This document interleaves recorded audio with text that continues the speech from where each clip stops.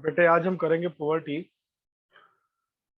Poverty Indian economics का अगला chapter कर रहे हैं हम लोग। तो आज डिस्कस पॉवर्टी वाला चैप्टर होगा, तो सबसे पहले बात पॉवर्टी की ही होगी। पॉवर्टी क्या होती है? हिंदी में कहते हैं गरीबी। तो अगर आसान भाषा में बात करें तो गरीब वो है जो अपनी बेसिक फैसिलिटीज को प्रोवाइड नहीं कर पाता है। बेसिक फैसिलिटीज क्या है बेटे? फूड, क्लॉथ, हाउसिंग, एजुकेशन, है ना।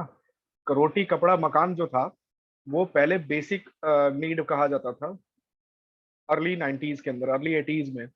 लेकिन बाद में इसके साथ हमने एजुकेशन और हेल्थ फैसिलिटीज को भी ऐड किया। तो पुअर वो है जो अपनी इन बेसिक मिनिमम रिक्वायरमेंट्स को भी पूरा कर नहीं पाता है, यानी कि he is enable to fulfil his minimum requirements of life, that is food, cloth, housing, education and health facilities.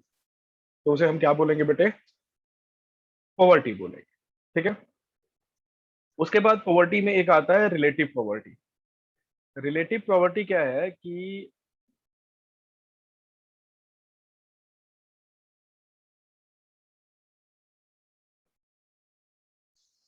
यहाँ पर हम ये देखते हैं बेटे कि जो पुअर है वो किसके कंपैरेटिवली क्या है? गरीब है।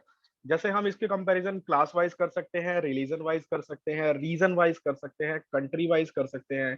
कि पाकिस्तान जो है वो इंडिया से ज्यादा गरीब है। ठीक है। इंडिया जो है वो अमेरिका से ज्यादा गरीब है। ये तो कंट्री वाइज हो गई।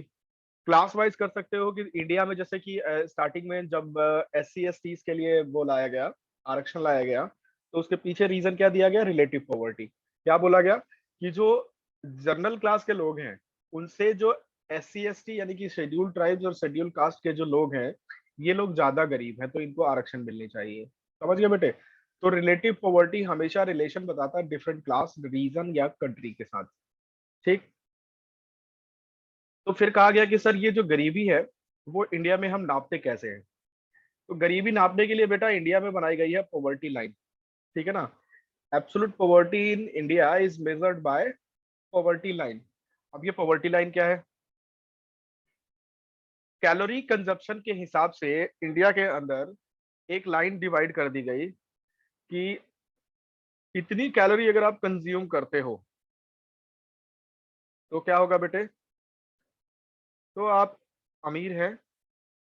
और अगर इतनी कम कैलोरी आप कंज्यूम नहीं करोगे तो आप अमीर नहीं है, यानी कि आप गरीब हैं। ठीक है। तो इंडिया में इसी कंजप्शन के बेसिस पर ये डिसाइड किया गया कि पुअर पुअर कौन है और पुअर कौन नहीं है। ठीक है बेटे। पॉवर्टी लाइन बताती है ये। और ये time to time calorie consumption का जो मेजरमेंट है ये चेंज होता रहता है। इसलिए एग्जाम में जनरली कोई पूछेगा कि आपसे बताओ कि कितनी कैलोरी पर ये डिसाइड होगा कि कौन गरीब है और कौन गरीब नहीं है। तो बदलता रहता है ये। ठीक है बेटे। बोलो। चलो मैं आपको ये भी बता देता हूँ कि इंडिया में कितना जो है पॉवर्टी लाइन का लेवल बनाया गया है। तो बेटा जी अगर आप रूरल एरियाज में रहते हैं, तो यानी कि गांवों में अगर आप रहते हैं और एक महीने में 972 रुपीज खर्च करते हैं, तो आप गरीब माने जाएंगे। 972 या उससे कम खर्च करते हैं तो। और अगर आप बेटा शहर में रहते हैं यानी कि अर्बन एरिया में रहते हैं, तो कितना? 1407 रुपए अगर आप एक मंथ में खर्च करते हैं तो आप क्या हो गए? Per capita income. ठीक है। और ये पर मंथ होगा। Per month per capita income कितनी होनी चाहिए बेटे? अर्बन एरियाज में सर 1407 रुपए और रूरल एरियाज में 972 रुपए। ये अभी का करंट डेटा है। अगर आपके पास इतना है तो आप क्या कहे जाएंगे? इससे ज्यादा है तो आप गरीब नहीं है, और इससे कम है तो आप गरीब हैं। ठीक है बेटे। इसी पॉवर्टी लाइन का यूज करके हम बताते हैं कि इंडिया में एब्सोलूट पॉवर्टी कौन है। तो आपका जो पर कैपिटा इनकम रिफ्लेक्ट कर रहा है, इसी के बेसिस पर हम डिसाइड करेंगे कि इंडिया में कौन एब्सोल्यूट पुअर है और कौन एब्सोल्यूट पुअर नहीं है। ठीक है ना बेटे? इसलिए बोला कि व्हाट इज एब्सोल्यूट पॉवर्टी। तो in India concept of poverty line is used to measure of absolute poverty. Poverty line refers to line which express per capita average monthly expenditure incurred by the people to satisfy their needs. ये वो criteria बना दिया उन्होंने, 972 रुपए per capita income per month, एक आदमी पर 972 रुपए खर्च होने चाहिए एक महीने में। ठीक है? और 1407 रुपए अगर एक महीने में खर्च कर रहे हो तो अर्बन एरियाज में आप गरीब नहीं हो। ठीक है बेटे, ये आपकी पॉवर्टी लाइन हो गई। अब समझिए बात को कि ये कितना छोटा लेवल है। इंडिया में आप पांच लोग छोड़ो, एक ही लोग अगर वीक में 10 बार, मंथ में 10 बार अगर पिज्जा खा ले तो 1400 रुपए का पिज्जा खा जाएंगे, उससे ज्यादा कहीं एब्सोल्यूट। लेकिन फिर भी वो गरीब माने जा रहे हैं, पता नहीं कैसे। 1400 रुपए कुछ नहीं होता बेटा, 6000 7000 रुपए तो आदमी रेंट पे कर देता है अगर गरीब है तो। और बना रखा कैटेगरी तो हम मान के चल रहे हैं। ठीक है, अब कैटेगरीज देखते हैं पॉवर्टी की। तो पहले ही आती है बेटे क्रॉनिक पॉवर्टी। कैटेगरी 1 है क्रॉनिक पॉवर्टी। ये लोग वो हैं जो हमेशा ही प्योर रहते हैं, मतलब हमेशा गरीब हैं और कभी गरीबी रेखा से ऊपर नहीं आते हैं, तो ये क्रॉनिक पुअर हैं। जनरली लैंडलेस लेबर्स होते हैं, कैजुअल वर्कर्स होते हैं, डेली वेज वर्कर्स होते हैं, रिक्शा पुलर्स होते हैं। ये लोग कौन है बेटे?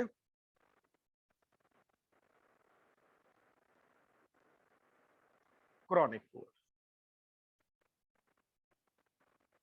फिर आता है ट्रांसेंट पुअर्स। ये कौन पुअर्स हो गए भाई? Those who moving in and out of the poverty, मतलब कभी तो ठीक हो जाते हैं और कभी गरीब हो जाते हैं। जैसे ओकेजनल वर्कर्स होते हैं, जैसे पटाखों का जो फैक्ट्री चलाते हैं वो लोग हो गए, बीड़ी फैक्ट्री वाले हो गए। इनके क्या होता है, सीजनल काम होता है। तो जितने भी सीजनल काम वाले लोग हैं, जैसे अपना बैंक्वेट हॉल जो लोग चलाते हैं उनका भी यही हाल है, जब शादी का सीजन आता है तो खूब चलता है, नहीं तो बंद हो जाता है। बैंड बाजे वालों का यही हाल है, शादी के सीजन में खूब चलता है फिर बंद हो जाता है। तो ये लोग हो गए ऐसे गरीब जो कभी रहते हैं और कभी गरीब नहीं होते हैं। ठीक है, तीसरा होता है बेटा नेवर पुअर, जो कभी गरीब नहीं है। तो इसको हम कौन सी कैटेगरी में डाल रहे हैं कि सर ये वाला जो पुअर है हमारा, ये कभी गरीब नहीं होगा।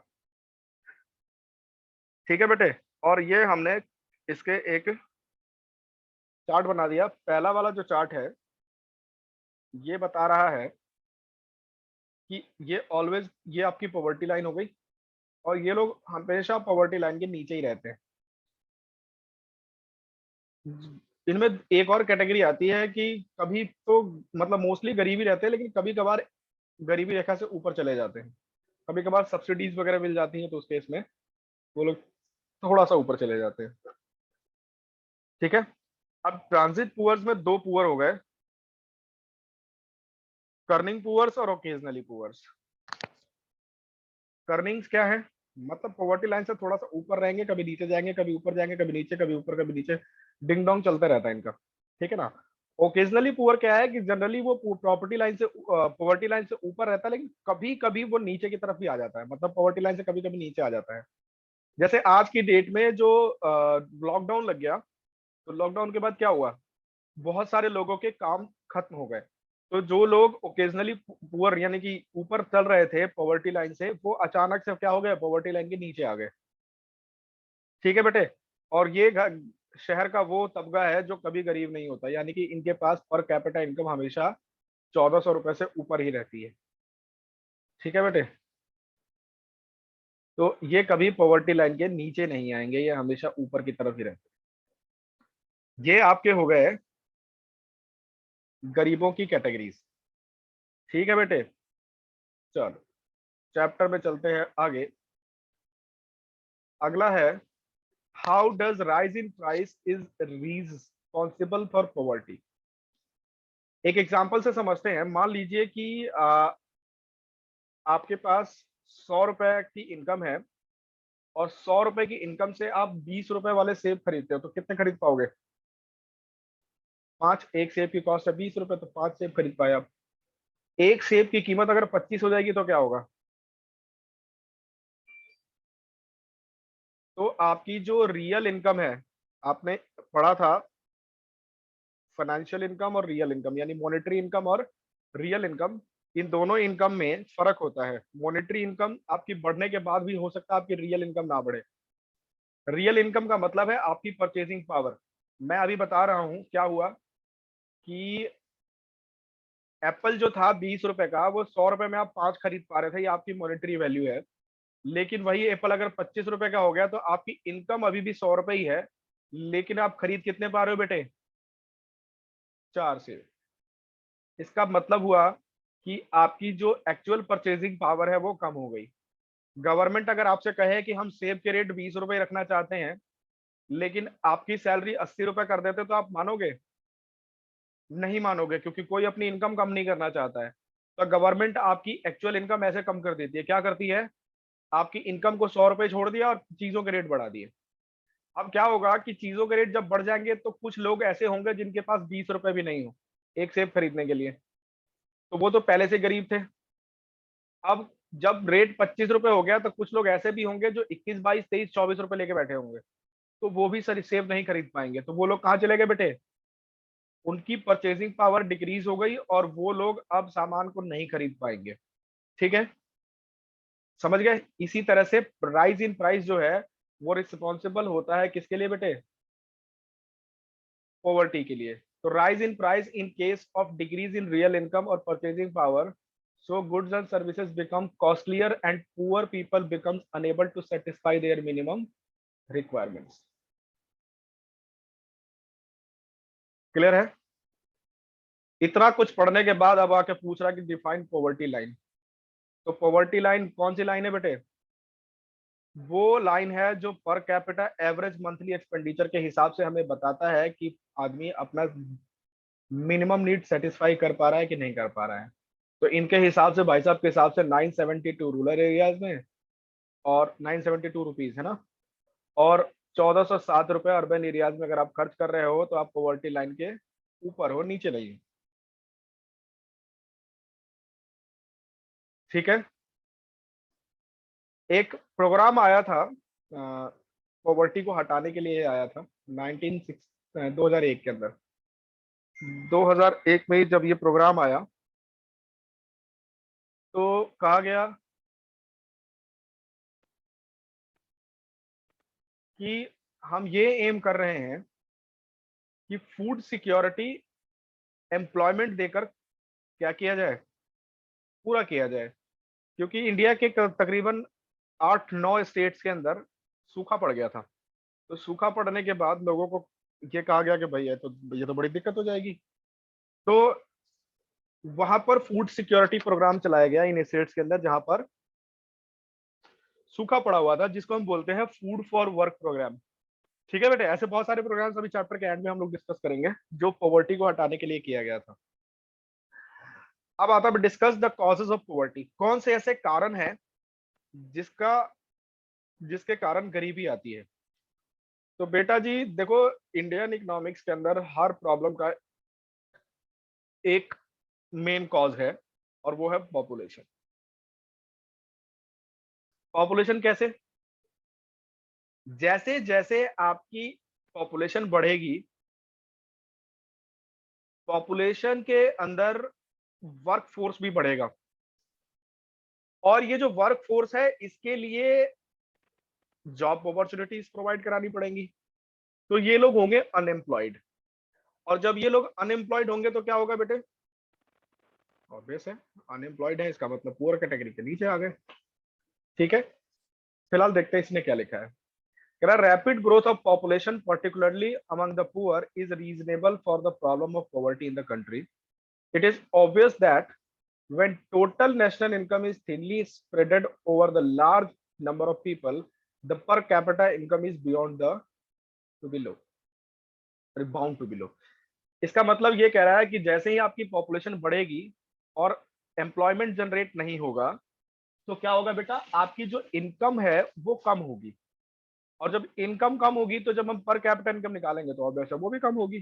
तो आपकी इकोनॉमी एक गरीब इकोनॉमी की तरह ट्रीट की जाएगी। बात समझ में आई?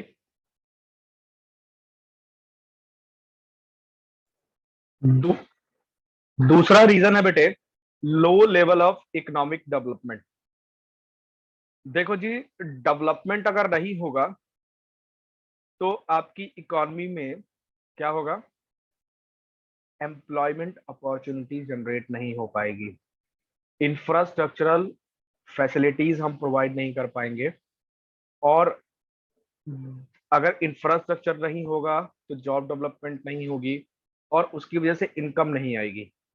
तो इनकम नहीं आएगी तो पॉवर्टी लाइन के लोग नीचे जाएंगे ही जाएंगे। ठीक है ना, सारी बातें एक्चुअली पॉवर्टी रिलेट ही करती है इनकम से, तो सारी बातें घूम फिर कर लास्ट में जाके इनकम पे रुकेगी। ठीक है जी। तीसरा है poor state of agriculture.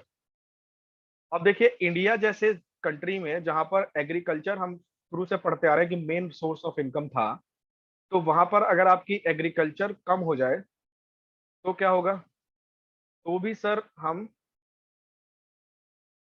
Growth नहीं कर पाएंगे। तो पुअर स्टेट ऑफ एग्रीकल्चर का मतलब हो गया यहाँ पर कि हम लोग बैकवर्ड थे और प्रिमिटिव मेथड्स यूज कर रहे थे for production and for fragmentation. ठीक है ना, स्मॉल होल्डिंग्स थी हमारे पास, प्रोडक्टिविटी अच्छी नहीं थी, तो कम इनकम होने के कारण जो फार्मर्स की लाइफ थी वो हमेशा क्या थी बेटे, पॉवर्टी लाइन के नीचे नीचे चलती चली गई। फिर एक और चीज थी कि हाई रेट ऑफ लिटरेसी, और वुमेन लिटरेसी तो सबसे ज्यादा। कहते हैं, मेरे नाना जी कहा करते थे कि अगर आपकी बेटी पढ़ गई तो आगे आने वाली कई जनरेशन को पढ़ा देगी। यानी कि घर में अगर पढ़ा लिखा मदर हो तो बच्चा तो पढ़ता ही है, जब बच्चा पढ़ेगा तो वो अपनी अगली जनरेशन को भी पढ़ाएगा। लेकिन मदर अगर पढ़ी लिखी नहीं है तो लड़कियां, पहले के टाइम पे लड़कियों को स्कूल नहीं भेजा जाता था, क्योंकि लड़कियों को ये समझ लिया गया है कि वो मेड है, उनको चूल्हा चौका सिखा दो और काम खत्म। ठीक है बेटे, तो लिटरेसी थी, लिटरेसी होने, लिटरेसी नहीं इलिटरेसी थी।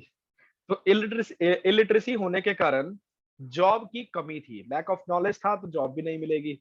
और जनरली लोग गांव में रहते थे तो उनको प्रिमिटिव जो चीजें थी ना, रूरल एरियाज में काम करने वाले लोग उसी में ज्यादा इन्वॉल्व थे, उसी में खुश थे। तो ऐसी सिचुएशन में क्या होता है कि हमारे पास एम्प्लॉयमेंट अपॉर्चुनिटीज नहीं आती हैं। जब हम इलिटरेट रहेंगे, जब हम पढ़े लिखे होंगे तो हमारे पास बहुत सारे एम्प्लॉयमेंट अपॉर्चुनिटीज होंगी, लेकिन जब हम अनपढ़ हैं तो हमारे पास लिमिटेड अपॉर्चुनिटीज हैं, और उस लिमिटेड अपॉर्चुनिटीज में भी बहुत लोग काम करने वाले हैं।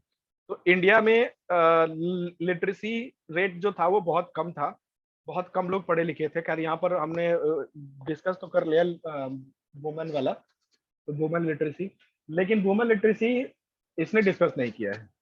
और ये चीज है कि कभी भी आप लिटरेसी रेट उठा के देखो इंडिया का ग्राफ 1947 के पहले भी और 1947 के बाद भी, तो मेल और फीमेल लिटरेसी के बीच में डिफरेंस आएगा। ठीक है, आज भी इंडिया के कई ऐसे गांव हैं जहां लोग ये सोचते हैं कि लड़के पढ़ लें लड़कियां ना पढ़े, क्योंकि लड़कियों को तो जाकर दूसरे घर में चूल्हा चौका करना है, इस सोच के साथ जीते हैं लोग। लेकिन ये सोच गलत है। हमें लिटरेसी रेट पर ध्यान देना होगा, बच्चों को पढ़ाना होगा, बच्चों को स्कूल भेजना बहुत जरूरी है।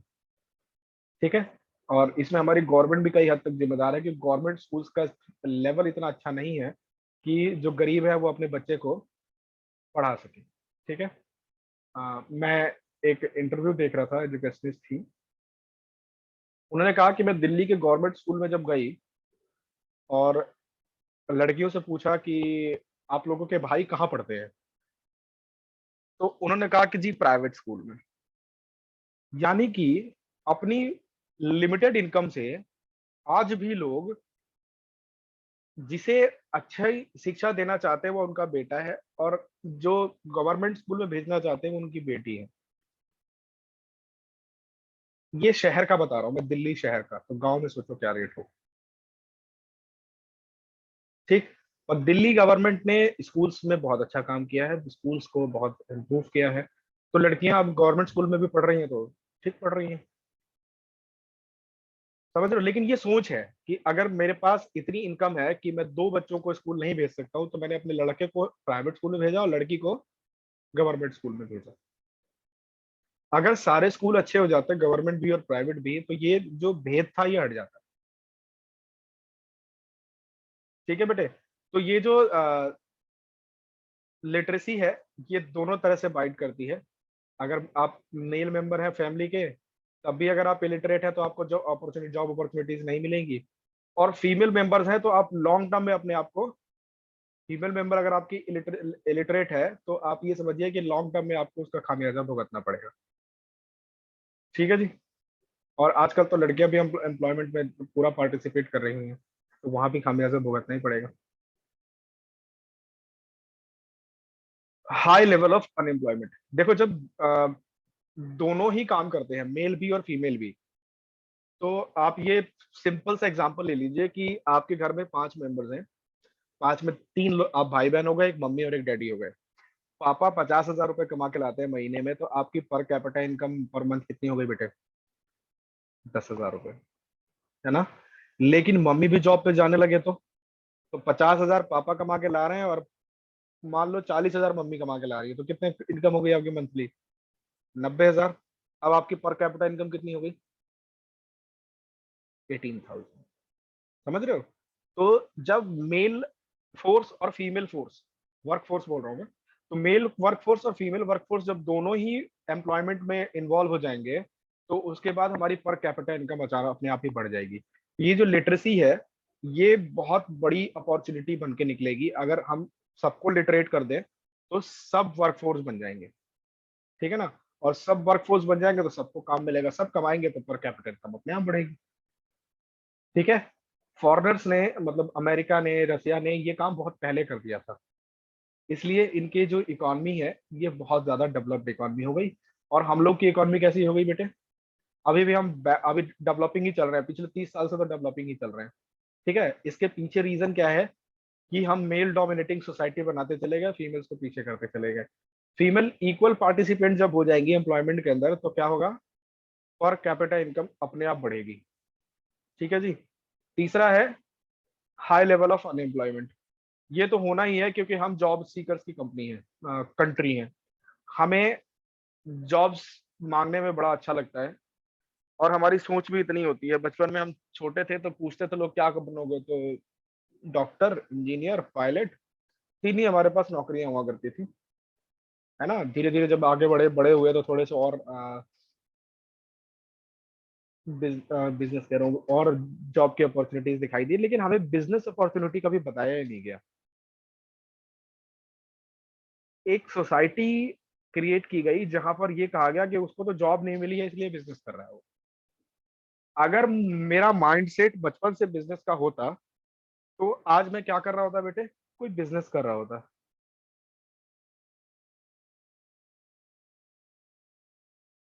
ठीक है। समझ गए? तो इंडिया का माइंडसेट बचपन से ही क्या रहा है, मतलब स्टार्टिंग से ही, कि हम जॉब सीकर्स बन के रहेंगे। और इसकी वजह से जो रूरल एरियाज हैं वहां से लोग माइग्रेट होकर अर्बन एरियाज में भी जाते भी हैं एम्प्लॉयमेंट के लिए, लाइवलीहुड के लिए।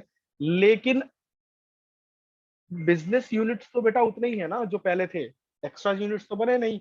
तो अपॉर्चुनिटी अराइज कहाँ से होगी? समझे? इसीलिए अनएम्प्लॉयमेंट वजह बनी।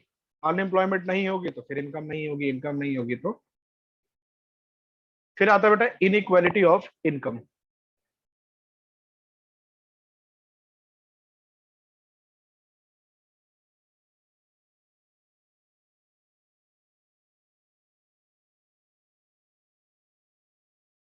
इनइक्वालिटी ऑफ इनकम का मतलब, जो इनकम डिस्ट्रीब्यूशन है वो इंडिया के अंदर बहुत अनइक्वल है। एक तबके को तो बहुत ज्यादा प्रॉफिट मिलता है, और दूसरे तबके को बहुत कम वेज मिलती है।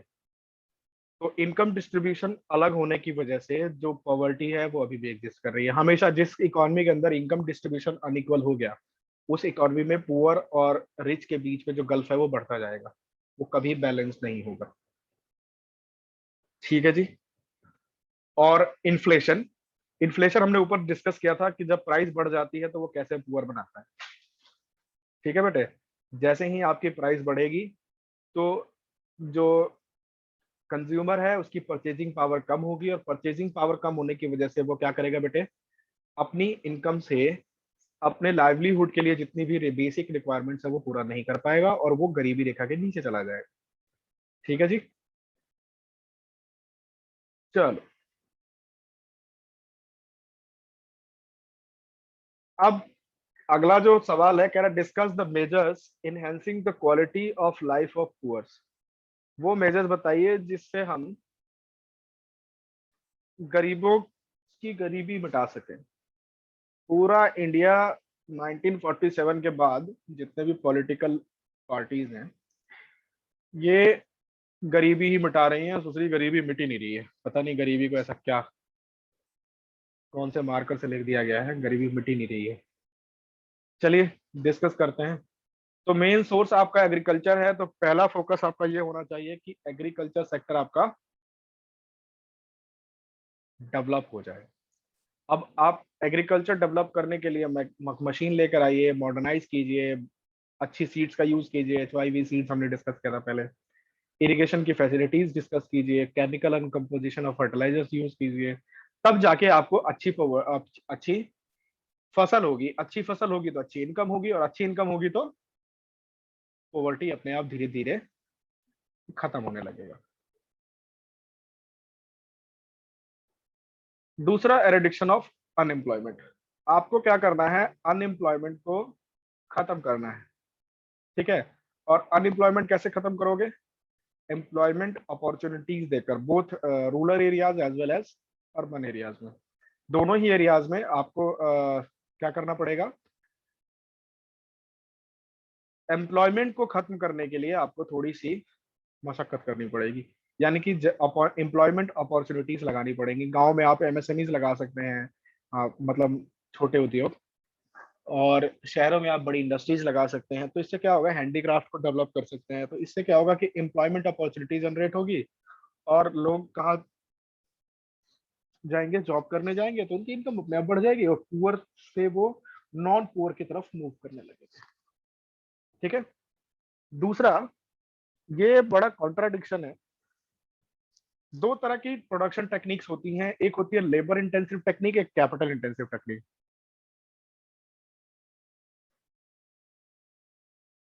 लेबर इंटेंसिव टेक्निक क्या होती है बेटे? ऐसा बिजनेस जहां पर हम काम करने के लिए लेबर्स को ज्यादा लगाते हैं। और कैपिटल इंटेंसिव टेक्निक ये होती है कि जहां काम करने के लिए हम मशीनों का इस्तेमाल ज्यादा करें। ठीक है। अब डेवलप भी करना है तो मशीन भी लगानी है, लेकिन लेबर को काम भी देना है। जैसे बैंक में चले जाओ आप, तो बैंक वाले आजकल कुछ नहीं करते हैं, उनको अलग कामों में लगा दिया गया है। जो बैंक के एम्प्लॉयज थे, पैसा विड्रॉ करने का काम मशीन करती है, पैसा जमा करने का काम मशीन करती है, पासबुक प्रिंट करने का काम भी मशीन करती है, चेक भी मशीन के अंदर ही चला जाता है। समझ रहे हो? तो बेसिक जो बैंकर्स का काम होता था, जो हम पब्लिक को समझ में आता था, वो सब मशीनों ने ले लिया, और वो किसी और काम में इन्वॉल्व हो गए। तो इस पॉइंट का कहने का मतलब ये है कि हम लेबर इंटेंसिव टेक्निक यूज अगर करेंगे, तो लेबर्स को काम मिलेगा, काम मिलेगा तो उनके पास पैसा आएगा, और पैसा आएगा तो वो पुअर से नॉन पुअर की तरफ ट्रेवल करना शुरू कर देंगे। ठीक है। लेकिन आपको इकोनॉमी डेवलप करनी है तो टेक्नोलॉजी के साथ तो आगे बढ़ना ही पड़ेगा। ठीक है। उसके लिए आपको क्या करना पड़ेगा, ये जो आपके लेबर्स हैं, इनके अंदर लिटरेसी बढ़ानी पड़ेगी। ठीक है। Provisions for minimum needs of poor. कल मैं एक ऐड देख रहा था, झारखंड का, कोल माइंस में काम करने वाली जो बच्चे थे, मतलब फैमिलीज थी, उन लोगों के पास कोल माइन में आजकल काम नहीं हो रहा था, तो उन लोगों के पास पैसे नहीं थे कि वो अपनी मिनिमम नीड्स को भी पूरा कर पाए। तो एक NGO है जो उनके लिए सादा खाना, मतलब सादा खाना कह रहा हूँ, कच्चा खाना, रॉ फूड जो है, वो उन तक पहुंचाने की कोशिश कर रहे हैं। तो वहां के लिए डोनेशन मांग रहे थे वो लोग। तो ऐसे ही जहां जहां जो लोग गरीब हैं, कम से कम उनको मिनिमम नीड्स दे दी जाए। जैसे अभी केजरीवाल ने दिल्ली के अंदर, मैं आम आदमी पार्टी का समर्थक नहीं हूँ, बस मैं दिल्ली में हूँ इसलिए दिल्ली का एग्जांपल ले रहा हूँ, कि जो लोग गरीब थे उन लोगों को फ्री राशन पैकेट्स दिए, है ना। उस राशन पैकेट में चावल था, आटा था, रिफाइंड था, सोयाबीन ऑयल था, साबुन था, मसाले थे। तो इतना सारा चीज उसने दिया, तो क्या किया, उसने मिनिमम नीड को पूरा करने की कोशिश करी। ठीक है। तो जो minimum needs of the poor है, वो कंप्लीट होनी चाहिए। जैसे पानी की सप्लाई अच्छी हो जाए, प्राइमरी हेल्थ केयर सेक्टर खुल जाए, जैसे इसने मोहल्ला क्लिनिक खोल दिया है ना, प्राइमरी एजुकेशन अच्छी मिल जाए। मेन तो सोर्स यही होता है ना, जो स्टार्टिंग से शुरू होता है, उसके बाद तो बच्चा थोड़ा बहुत आगे निकल जाता है। तो ये सारी चीजें आपको करनी पड़ेंगी कि उसका मिनिमम नीड कम से कम कंप्लीट हो जाए। ठीक है। फिर है फोकस ऑन बैकवर्ड रीजन। जो आपके बैकवर्ड रीजन है, यानी कि जहां पर पुअर की संख्या बहुत ज्यादा है, अगर आप इंडिया का मैप उठा के देखो तो ऊपर से आओ, कश्मीर की तरफ नहीं, कश्मीर के पास पैसा बहुत है, दिखता नहीं है लेकिन कश्मीर के पास पैसा अच्छा खासा है, उसको सब्सिडीज भी मिलती है इंडियन गवर्नमेंट से। गरीबों की संख्या आपको उड़ीसा में मिलेगी, नागालैंड बहुत गरीब है, यूपी बिहार तो एक्सट्रीमली बैकवर्ड स्टेट्स माने जाते हैं। यूपी के कुछ एरियाज अच्छे हैं, लेकिन बैकवर्ड स्टेज मतलब मान लो आप पूर्वांचल चले जाओ, थोड़ा सा उत्तराखंड हो गया, थोड़ा सा मध्यांचल हो गया, थोड़ा सा बिहार तो पूरा ही गरीब तबका ही माना जाता है। बिहार की 1 या 1.5% पॉपुलेशन वो है जो करोड़पति है, बाकी सब गरीबी रेखा के नीचे ही है। मतलब पैसा है उनके पास पर extremely low level of life जीते हैं। ठीक है। तो ये जो स्टेट्स हैं, इन स्टेट्स को प्रायोरिटी बेसिस पर रखिए, स्पेशल स्टेट का दर्जा दीजिए, और यहाँ पर इन्वेस्टमेंट एनकरेज करिए, प्राइवेट इन्वेस्टमेंट्स। प्राइवेट इन्वेस्टमेंट्स का क्या मतलब हुआ? बिजनेसेस डेवलप कराइए, वहां पे फैक्ट्रीज लगाइए, इंडस्ट्रीज लगाइए। इससे क्या होगा कि जो वहाँ के लोग हैं उनको जॉब मिलेगी, और जब जॉब मिलेगी तो वो एम्प्लॉयमेंट अपॉर्चुनिटीज को ग्रैब करेंगे और फिर नॉन पुअर पुअर से नॉन पुअर की तरफ चल पड़ेंगे। फिर आता है बेटा effective public distribution system. Public distribution system India में इफेक्टिव है। ये क्या करती है कि फूड ग्रेन्स की सप्लाई करती है राशन कार्ड के थ्रू, सुना है ना, या बीपीएल कार्ड के थ्रू। तो राशन कार्ड या बीपीएल कार्ड अगर आपके पास है तो आपको गेहूं, चावल, चीनी, तेल, ये सब आ, सरकारी दुकानों से मिलता है, और बहुत सस्ते रेट में मिलता है। मान लीजिए कि आपका 20 रुपए किलो चावल बाहर बिक रहा है, तो वहाँ 2 रुपए किलो मिलेगा आपको, इतना सस्ता। तो ये इफेक्टिव पीडीएस सिस्टम कर देंगे तो लोगों को सस्ते रेट पर क्या मिलने लगेगा बेटे? खाना मिलने लगेगा। अगला है कि measures adopt by government of India to remove poverty. कौन कौन से मेजर्स थे जो गवर्नमेंट ऑफ इंडिया ने पॉवर्टी को रिमूव करने के लिए लिया था? तो ओवर द पीरियड, जब 5 ईयर प्लान चल रहे थे, उसके पहले भी उसके बाद भी बहुत सारे ऐसे प्रोग्राम आए जो गरीबी मिटाने के लिए आए थे। कुछ डिस्कस कर लेते हैं, और बाकी एक आधा अगर आपके पास एक्स्ट्रा मिल जाता तो मेरे को बता देना, आप नोट करके रखना, उसको हम डिस्कस कर लेंगे बाद में। तो इसमें सबसे पहला आता है बेटे स्वर्ण जयंती ग्राम रोजगार योजना, स्वरोजगार योजना। तो 1999 के अंदर, मतलब ये समझ लो कि 20th सेंचुरी का एंड है ये। ठीक है बेटे, ये योजना आई। इस प्रोग्राम का मेन काम ये था कि एंटरप्रेन्योरशिप डेवलप करना था, कि a large number of small enterprises were established in rural areas. The small enterprises were organised as individual enterprises as well as on collective basis as self help group। ठीक है।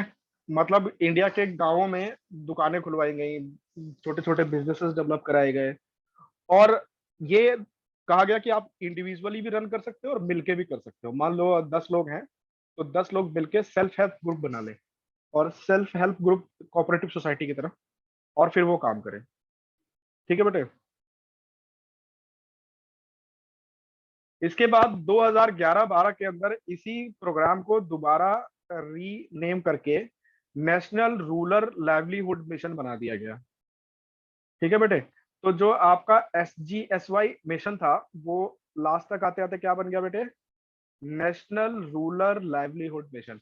अब ये जो short forms लिखे हैं ना, ये MCQ में आ सकते हैं। जैसे SHG हो गया, इसका मतलब हो गया सेल्फ हेल्प ग्रुप, है ना। ऐसे ये एमसीक्यूज बनते हैं कि इसकी फुल फॉर्म बताइए। क्लियर? दूसरा प्रोग्राम था बेटे नेशनल रूरल लाइवलीहुड मिशन, इसी का बी पार्ट। मतलब ये जो स्वर्ण जयंती ग्राम स्वरोजगार योजना था, इसी का एक्सटेंशन है ये बताया ना यहाँ पे 2011-12 के अंदर। तो बदल गया। बदलने के बाद इसका फर्स्ट फेज स्कीम जो था वो इम्प्लीमेंट किया गया 150 डिस्ट्रिक्ट के अंदर 11-12 में। फिर इसी स्कीम को एक्सपेंड करके 150 डिस्ट्रिक्ट में 14-15 में किया गया, दूसरे 150 डिस्ट्रिक्ट में, और 2016-17 तक लगा के रखा गया। This scheme will extended to the whole India. पूरे इंडिया के अंदर ये स्कीम एस्टेब्लिश की गई। एंड ऑफ 2016-17 तक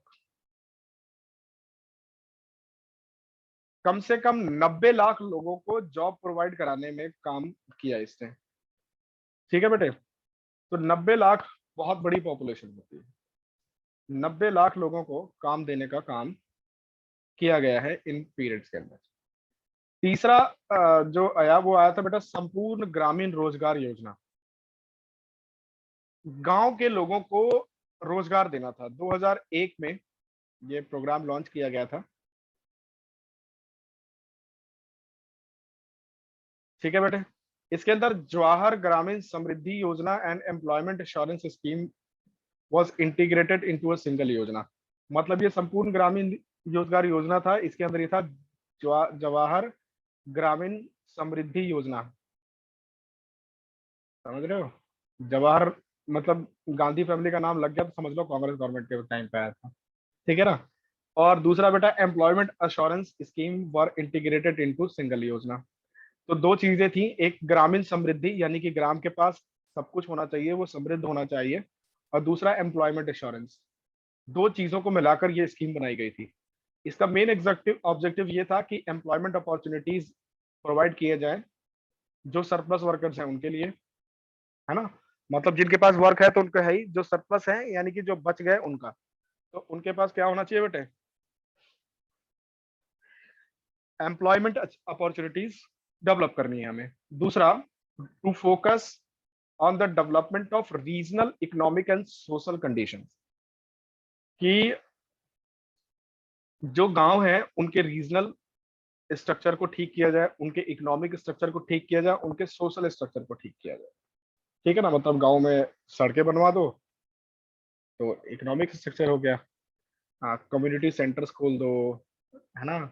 बारात घर खोल दो, स्कूल्स बनवा दो अच्छे, तो सोशल कंडीशन को ठीक कर दिया हमने। समझ गए?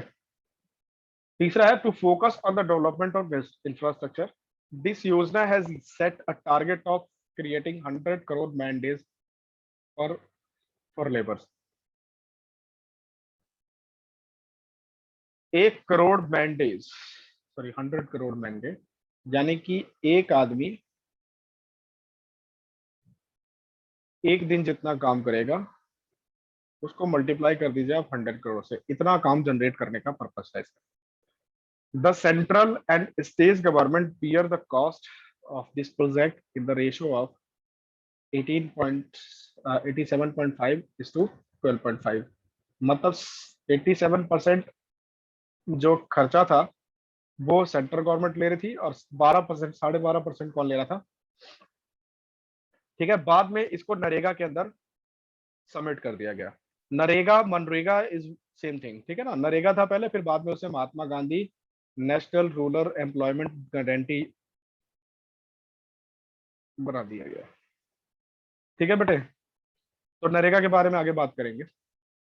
प्रधानमंत्री ग्राम उदय योजना। ग्राम उदय योजना देख रहे हो, जितने भी जो आ रहे हैं इसमें रूरल एरियाज पर ज्यादा फोकस किया गया है, क्योंकि ये माना गया कि रूरल एरियाज ज्यादा गरीब है। अर्बन एरियाज पर कम फोकस है, रूरल एरियाज पर ज्यादा फोकस।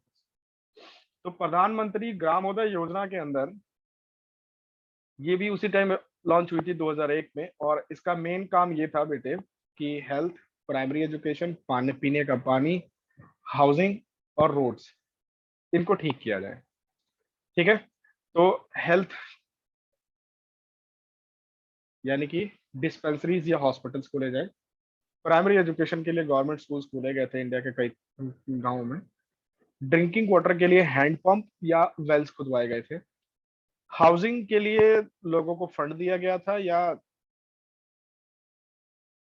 हाउस बना बना कर दिए गए थे। ठीक है, और रोड्स डेवलप किए गए थे। अब इसके अंदर तीन मेन प्रोजेक्ट थे। ये था प्रधानमंत्री ग्राम सड़क योजना, जिसके अंदर गांव में सड़कें बनाई गई। ठीक है ना? और ये जो सड़कें थी पहले ऐसा होता था कच्ची सड़कें बनती थी। अब जो सड़कें होती है इसे बोलते हैं हम ऑल वेदर रोड्स। किसी भी वेदर में ये सही रहेगा, चाहे गर्मी हो जाए, चाहे सर्दी हो जाए, चाहे बारिश पड़ जाए, इन रोड्स में कोई फर्क नहीं पड़ता है। और पहले जो कच्ची सड़कें होती थी वो बाढ़ के दिनों में क्या हो जाती थी, बह जाती थी, या बारिश ज्यादा हो गई तो कीचड़ होने की वजह से गड्ढा हो जाता था, है ना, मिट्टी की सड़क बनती थी। तो उसे बनाया गया कैसा बेटे, ऑल वेदर रोड्स बनाए गए, ठीक है ना। दूसरा जो था इसमें प्रधानमंत्री ग्रामीण आवास योजना। ग्रामीण आवास योजना के अंदर लोगों को घर बनाने के लिए पैसे दिए गए थे। अभी भी इंडिया में ग्रामीण आवास योजना के अंदर घर बनाकर दिया जाता है, लेकिन अब तो सीधा फ्लैट बना के देते हैं, पैसे वैसे नहीं देते कि आप पैसे दो हम फ्लैट देंगे सस्ते रेट में, ठीक है बेटे। फिर आता है प्रधानमंत्री ग्रामीण ड्रिंकिंग वाटर योजना। इसके अंदर वेल्स लगवाए गए, कुएं मतलब कुएं खुदवाए गए या हैंड पंप्स लगवाई गई। बाद में अब आया है पानी के पाइपलाइन डालकर पानी सप्लाई करना, जो शहरों में पहले से था पर गांव में अभी भी नहीं है। कई ऐसे गांव हैं इंडिया में जिसमें अभी भी वाटर सप्लाई नहीं होती है। तो उस टाइम की बात है ये, जब गांव में हैंड पंप्स वगैरह लगवाए गए थे, ठीक है बेटे। मेनली मेन फोकस ये था ग्राउंड अंडरग्राउंड वाटर जो है उसका यूटिलाइजेशन ज्यादा किया जाए, ठीक बेटे। फिर जयप्रकाश रोजगार गारंटी योजना आई। जयप्रकाश नारायण नाम सुना है? जयप्रकाश नारायण लीडर थे इंडिया के अंदर, उनके नाम पे है ये। तो इसका मेन था कि जो बहुत ज्यादा बैकवर्ड एरियाज हैं कंट्री के, वहां के लोगों को जॉब प्रोवाइड कराया, ठीक है। फिर आया बेटे स्वर्ण जयंती शहरी रोजगार योजना। पूरे योजनाओं में पहली ये योजना है जो शहर के लिए ली गई थी। 1 दिसंबर 1997 Nehru Rozgar and prime minister integrated urban poverty eradication programme have been merged with the योजना।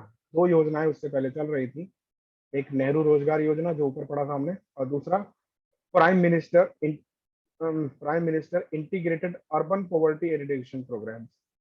दोनों को मिक्स करके बनाया गया स्वर्ण जयंती शहरी रोजगार योजना, ठीक है। The objective of this yojana was to provide self employment or wage employment to the urban unemployment or urban unemployment persons।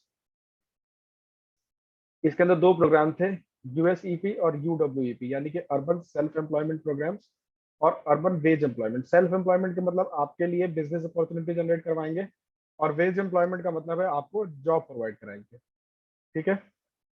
फिर आया बेटे प्राइम मिनिस्टर रोजगार योजना। प्राइम मिनिस्टर रोजगार योजना के अंदर क्या था, ये कहा गया कि हम लोन प्रोवाइड करेंगे 1 लाख से लेकर 2 लाख रुपए तक का, आप अपनी एंटरप्राइजेस खोलिए, ठीक है। 1 लाख रुपए आपको मिलेंगे खोलने के लिए और 2 लाख अदर एक्टिविटीज के लिए, मतलब टोटल 3 लाख रुपए मिलेंगे आपको, और उसे आप बिजनेस यूज कीजिए। जैसे इसे अभी भी वो लेके आए थे नरेंद्र मोदी जो है, इसी प्रोग्राम को उन्होंने दूसरे नाम से लॉन्च किया, स्टार्टअप इंडिया प्रोग्राम, ठीक है बेटे। तो स्टार्टअप इंडिया प्रोग्राम भी इसी मकसद से है कि आप आइए, गवर्नमेंट आपको लोन देगी और आप क्या करिए, अपना बिजनेस यूनिट डेवलप कीजिए, ठीक है। फिर था development of small and cottage industries. तो यहाँ पर फोकस ये किया गया कि जितने भी स्मॉल और कॉटेज इंडस्ट्रीज जो अंग्रेजों के द्वारा डिके हो गई थी, उनको वापस से रीजनरेट किया जाए और दोबारा उनको मेन स्ट्रीम ऑफ प्रोडक्शन के अंदर लेकर आया जाए, ठीक है बेटे। फिर आता है बेटे minimum needs programme. Minimum needs programme क्या है,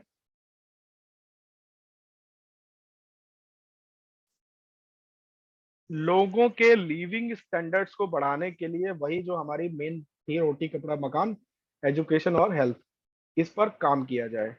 इसको इलेक्ट्रीफाई करके रूरल हाउसिंग प्रोग्राम्स लाकर, इकोलॉजिकल इंप्रूवमेंट प्रोग्राम्स लाकर क्या किया जाए, लोगों के मिनिमम नीड्स जो है उसको पूरा करने की कोशिश की जाए। फिर ये वाला थोड़ा सा बड़ा था, 20 पॉइंट्स प्रोग्राम, जिसके अंदर एक ही उसके अंदर 20 प्रोग्राम्स लॉन्च किए गए थे। पहला था इंक्रीज इन इरिगेशन कैपेसिटी, कि इंडिया जो है वो एग्रीकल्चरल कंट्री है, तो उसकी इरिगेशन फैसिलिटी को बढ़ाया जाए, जिसके अंदर इंडिया में कई जगह कैनल्स खोदे गए थे। कैनल्स के थ्रू पानी पहुंचाने का इंतजाम किया गया जहां पर नदियां नहीं थी। ठीक है, तो नदियों के पानी को दूसरी तरह से काट के और वहां शहरों तक पहुंचाने का काम, मतलब खेतों तक पहुंचाने का काम। दूसरा, increase in production of pulse and oil seeds. दाल और तेल वाले जो सीड्स थे, इनकी प्रोडक्शन को बढ़ाया गया, क्योंकि ये कमर्शियल क्रॉप्स भी होती हैं, है ना। तो कमर्शियल क्रॉप्स जब बढ़ेंगी तो लोगों के पास पैसा ज्यादा आएगा।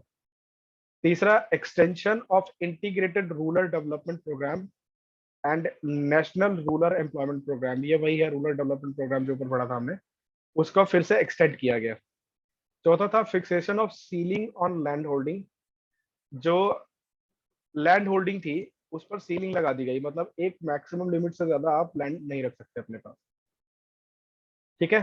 फिर लॉन्च किया गया minimum wage to agricultural workers. कहा गया कि इससे मिनिमम वेज पर आपको काम नहीं करना है। अगर आप काम करते हो और कोई अगर आपका एम्प्लॉयर कह रहा है आपसे कि नहीं भाई हम तो इससे ज्यादा नहीं दे सकते आपको, तो आप क्या करो, हमारे पास आओ, हम उसके खिलाफ एक्शन लेंगे।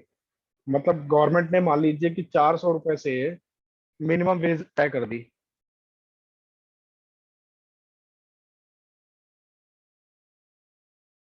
तो मिनिमम वेज तय कर दी 500 रुपए, तो अगर मेरे पास वर्कर काम कर रहा था, मैं कहता हूँ 400 से ज्यादा दूंगा ही नहीं भाई। तो इसका मतलब क्या हुआ, मैंने गवर्नमेंट का रूल ब्रेक किया, तो मेरे ऊपर एक्शन हो सकता है, गवर्नमेंट अगर कोई कंप्लेन कर देगा तो। ठीक है। फिर आया rehabilitation of bonded labours. Labours को रिहेबिटेट किया गया। तीसरा, expansion of scheduled caste and scheduled tribes programme. Scheduled caste और शेड्यूल्ड ट्राइब्स लोगों को आगे बढ़ाने के लिए प्रोग्राम्स लाया गया। Drinking water for village, provision of house in rural areas. गाँव में लोगों को घर मिले, पक्का घर। ठीक है ना, घर तो होते ही थे, कच्चे घर होते थे, तो पक्का घर मिले उसके लिए।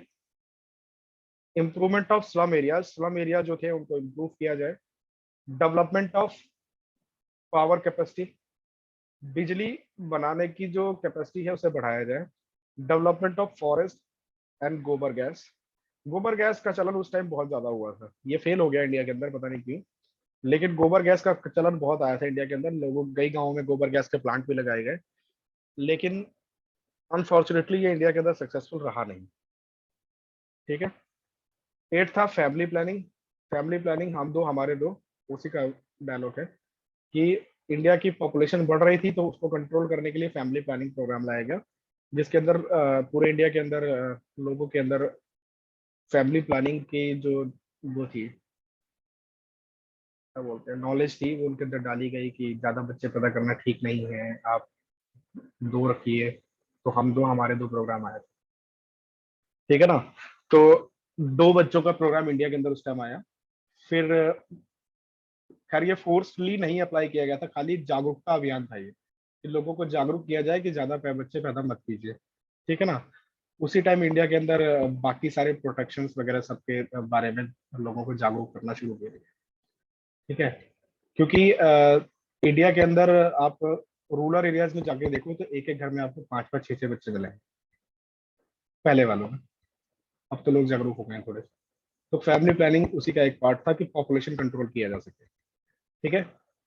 गाँव के अंदर प्राइमरी हेल्थ केयर सेंटर्स खोले गए, तो उसके लिए हो गया। एक welfare of programme for women and children, जच्चा बच्चा प्रोग्राम था ये। वुमेन एंड चिल्ड्रन, जच्चा बच्चा प्रोग्राम, यानी कि जो मदर है वो जच्चा हो गई और बच्चा तो समझ ही रहे हो, बेबी जो हुआ, तो उनको केयर करने के लिए जो प्रोग्राम चलाया जाए। क्योंकि क्या होता था कि गिविंग बर्थ बहुत ज्यादा डेथ होती थी मदर्स की, तो वहां पर थोड़ा सा फोकस किया गया। तीसरा था primary education for children between 6 to 14 years.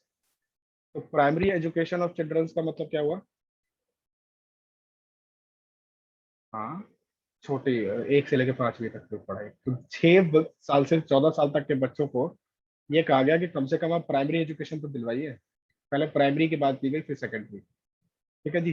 तो expansion of public distribution system at fair price of, public distribution system को और ज्यादा एक्सपेंड किया गया, इंडिया के और जगहों पर सरकारी दुकानें खोली गई जो फेयर प्राइस शॉप्स थी, ठीक है। फिर सिंपल इंडस्ट्रियल पॉलिसीज लाई गई, जो इंडस्ट्रीज बहुत कॉम्प्लिकेटेड थी उनको सिंप्लीफाई किया गया। Checking on generation of black money, कोशिश की गई कि लोग ब्लैक मनी को ज्यादा बढ़ावा ना दें। और efficient management of public sector industrial unit, जो पब्लिक सेक्टर यूनिट्स थे वही मेन सोर्स ऑफ इनकम थे इंडिया के लिए, तो उनको सेट करने का पूरा कोशिश किया गया। ठीक है बेटे, फिर आया आपका नरेगा या मनरेगा। अभी आया है, हाँ।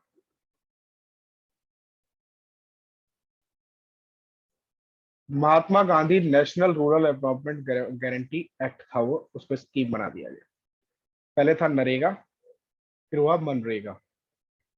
ठीक है, ये एक लॉ ही पास कर दिया गया था कि इंडिया के अंदर जो लोग मनरेगा के अंदर रजिस्टर्ड होंगे उनको साल में कम से कम 100 दिन का काम मिलेगा। और बेटा अगर 100 दिन का काम गवर्नमेंट नहीं दे पाती है तो कॉम्पनसेशन मिलेगा। ठीक है, और तकरीबन 4.78 करोड़ हाउस होल्ड को जॉब प्रोवाइड कराई गई थी इस स्कीम के अंदर। पहले नरेगा था, फिर बाद में मनरेगा हो गया। ठीक है ना। नरेगा में था कि national rural employment guarantee act, और मनरेगा होते ही क्या हो गया बेटे, Mahatma Gandhi national rural employment guarantee act. वैसे ये स्कीम की तरह बात करा तो इसलिए स्कीम लिखी हुई है, ऐसे एक्ट है ये मनरेगा। ठीक है, तो उन्होंने नरेगा करा, जब ये लोग आए तो मनरेगा कर दिया।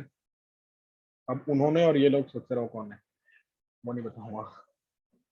ठीक है, आइए आइए। फिर था बेटे, the poverty alleviation programmes have been founded unsatisfactory by. ये जो ऊपर के पॉवर्टी एलिवेशन प्रोग्राम्स थे जितने भी हमने पढ़े हैं, ये अनसेटिस्फैक्टरी थे। क्यों क्यों ऐसा हुआ कि इतने प्रोग्राम्स लॉन्च करने के बाद भी हम लोग सक्सेसफुल नहीं हो पाए? तो पहला रीजन है बेटे लैक ऑफ रिसोर्सेज, हमारे पास रिसोर्सेज नहीं थे।